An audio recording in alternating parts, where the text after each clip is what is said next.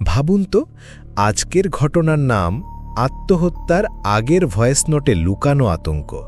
শুধু নামটাই শুনে গা শিউরে উঠছে, তাই না? কিন্তু এবার এক মুহূর্তের জন্য কল্পনা করুন, আপনি একা একটা ঘরে বসে আছেন, চারদিক নিস্তব্ধ।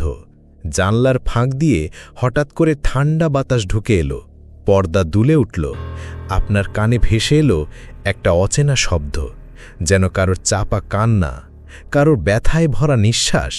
আপনি ধীরে ধীরে পিছনে ঘুরে তাকালেন, অথচ আশেপাশে কেউ নেই।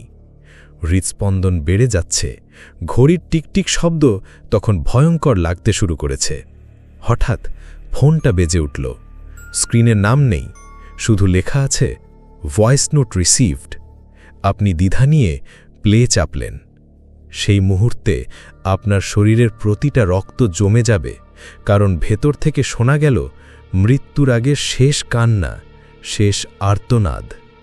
এমন এক শব্দ যা আপনার রাতের ঘুম কেড়ে নেবে, এমন এক অভিজ্ঞতা যার পর মনে থাকবে শুধু একটাই কথা, যা শোনার পর আর ঘুম আসবে না, আত্মার আর্তনাদ।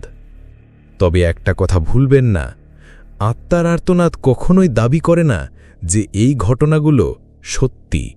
এগুলো সম্পূর্ণ কল্পনাভিত্তিক গল্প, কিন্তু দর্শকের ব্যক্তিগত অনুভূতি, কল্পনা আর অবচেতন মনের ভয়ই এখানে আসল আতঙ্ক তৈরি করে। আপনি হয়তো ভাবছেন, গল্প বলছে, ভয় পাওয়ার কি আছে?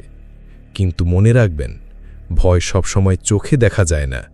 কখনো তা এক অদৃশ্য উপস্থিতি, কখনো কারো নিঃশ্বাস, আবার কখনো নিছক একটা রেকর্ড করা ভয়েস নোট।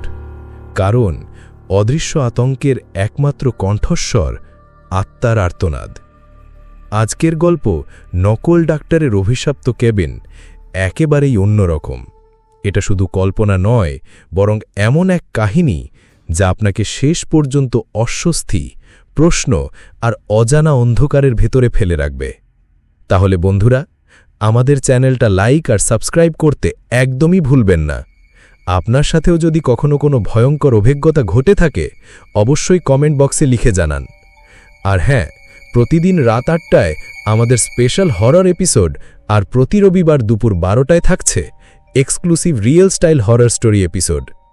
তাহলে আর দেরি না করে শুরু করছি আজকের গল্প, আত্মহত্যার আগের ভয়েস নোটে লুকানো আতঙ্ক। একদমই স্কিপ করবেন না, কারণ শেষ পর্যন্ত দেখতে না পারলে হয়তো আপনি সত্যিটা জানতে পারবেন না। ঘটনাটা শুরু হয়েছিল আমার এক ছোটবেলার বন্ধুর মৃত্যুর পর। নাম ছিল অরিত্র।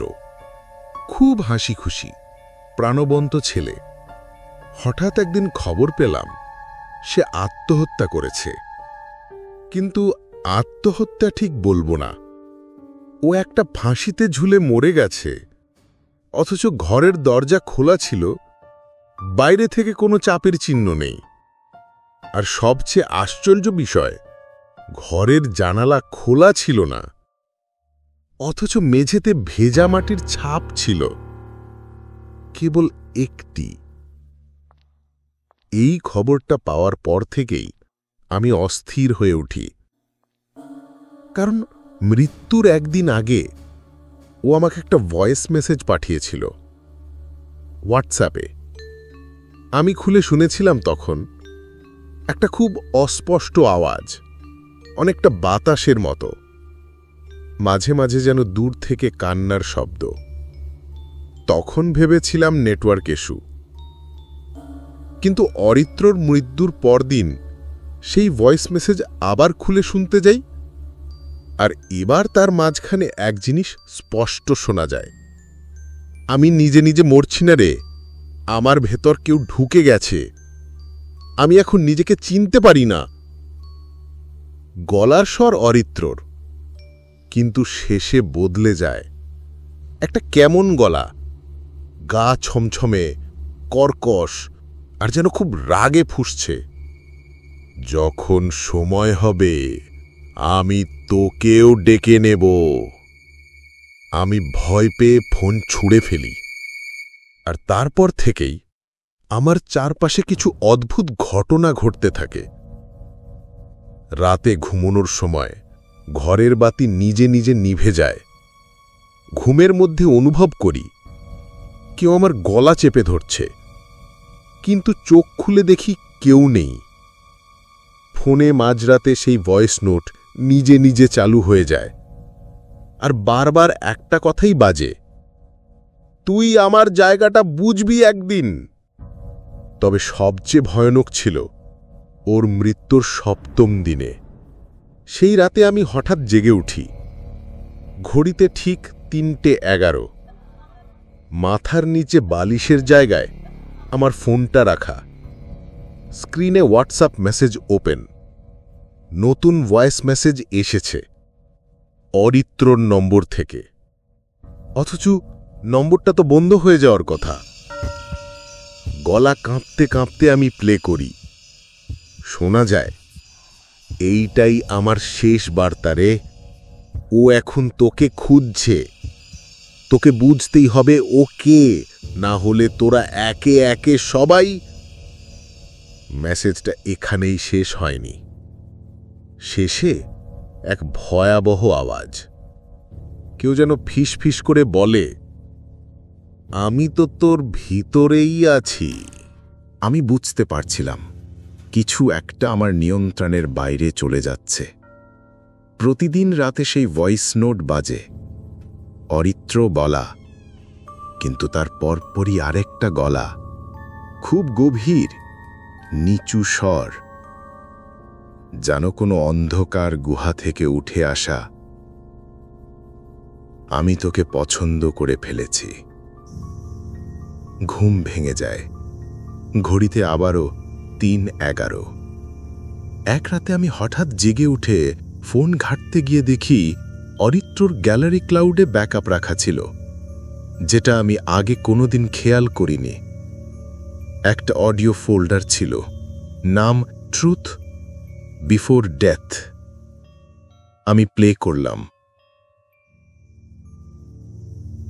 প্রথমটায় অরিত্র খুব সাধারণ স্বরে কথা বলছে। আজ আমার মনে হচ্ছে কেউ আমাকে দেখছে। আমি আয়নাতে তাকিয়ে থাকলে আমার চোখ ঠিকভাবে ফিরিয়ে নিতে পারি না। তারপর ওর গলার টোন বদলে যেতে শুরু করে, আর একটা গলা ঢুকে পড়ে একই অডিওর ভিতর। আমি তোকে পছন্দ করে ফেলেছি।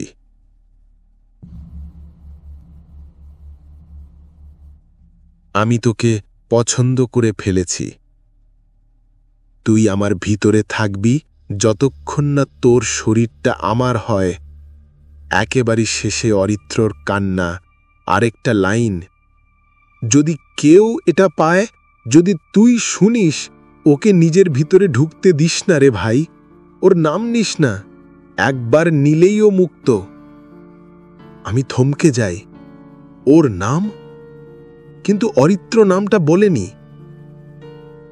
আর ঠিক তখনই আমার ঘরের জানালায় শব্দ হয়। আমি ধীরে ধীরে গিয়ে পর্দা সরাই, কিন্তু জানালার বাইরে কিছু নেই, তবু কাঁচের ওধারে আঙ্গুলের ছাপ, যেন কেউ ভেতর থেকে কাঁচে হাত রেখেছিল।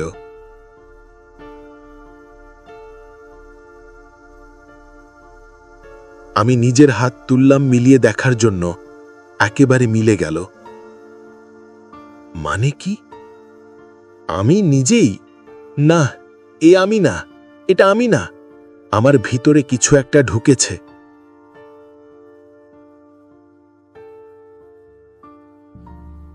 সেই রাতে আমি স্বপ্নে দেখি আমি একটা উঁচু ছাদে দাঁড়িয়ে, অন্ধকার আকাশ, হাওয়ার গর্জন, পিছন থেকে অরিত্রর গলা আসে, এইখানেই আমি ঝাঁপ দিয়েছিলাম, তুই পারবি? আমি ঘেমে উঠে বসি। ঘড়ি দেখে গায়ে কাঁটা, 3:11।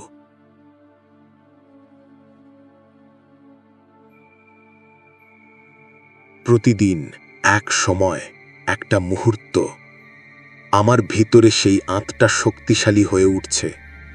আর আমি জানি, আমি যদি কিছু না করি, আমি হব ওর পরবর্তী শরীর। পরদিন আমি এক ভয়ঙ্কর সিদ্ধান্ত নিই। অরিত্রর পুরনো স্কুলে যাব, সেই স্কুল যেখানে ও পড়ত, যেখানে ওর প্রথম বদল শুরু হয়েছিল। সন্ধে নাগাদ পৌঁছাই। স্কুল বন্ধ, গেটে তালা। কিন্তু আমি জানি পাশের পাঁচিলটা ভাঙা, ওই দিয়ে অনেকেই আগে ঢুকেছে। ভেতরে ঢুকেই অদ্ভুত ঠান্ডা একটা অনুভব হয়। চুপচাপ, বাতাস নেই, কিন্তু একটা ফিসফিস আওয়াজ, যেন স্কুলের পুরনো দেওয়ালগুলো কিছু বলতে চাইছে। আমি সোজা সেই ক্লাস ঘরের দিকে যাই যেখানে অরিত্র পড়ত, ঘর নম্বর 121। ঘরের মেঝেতে ধুলো জমে, কিন্তু এক কোণে পড়ে থাকা একটা ছোট্ট রেকর্ডার চোখে পড়ে। ধরার সঙ্গে সঙ্গেই সেটা নিজে থেকে চালু হয়ে যায়। শোনা যায় প্রথমে অরিত্রর গলা। আজ আমাদের স্কুলে নতুন কেউ এসেছে, কেউ যাকে অন্যরা দেখতে পায় না, কিন্তু আমি পারি। তারপর ফিসফিস আওয়াজ, ভয় পেও না, আমি শুধু শরীরটা চাই, তুই থাকবি ভেতরে, তুই ঘুমিয়ে থাকবি। তারপর ভিন্ন কণ্ঠস্বর, অদ্ভুত মেশানো ভাষা, বাংলার সঙ্গে কিছু পুরাতন সংস্কৃতের মতো। বিনাশাং মাংসাং রক্তাং চা শ্রাবণাং চা প্রাপ্তি। আমি বুঝতে পারি এই আত্মাটা পুরনো, বহুদিন আগের, হয়তো শতাব্দী।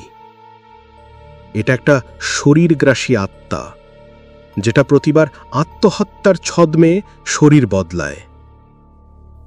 স্কুলের রেকর্ড ঘাঁটতে গিয়ে দেখি গত 30 বছরে এই ক্লাস ঘরে 6 জন ছাত্র আত্মহত্যা করেছে, সবাই এক অদ্ভুত সময়ে, রাত 3:11। আমি চোখ বন্ধ করি আর হঠাৎ অনুভব করি কানে কারো নিঃশ্বাস, একটা শীতল শব্দ, তোর ভেতরে আমি ঢুকেছি। আমি কেঁপে উঠি।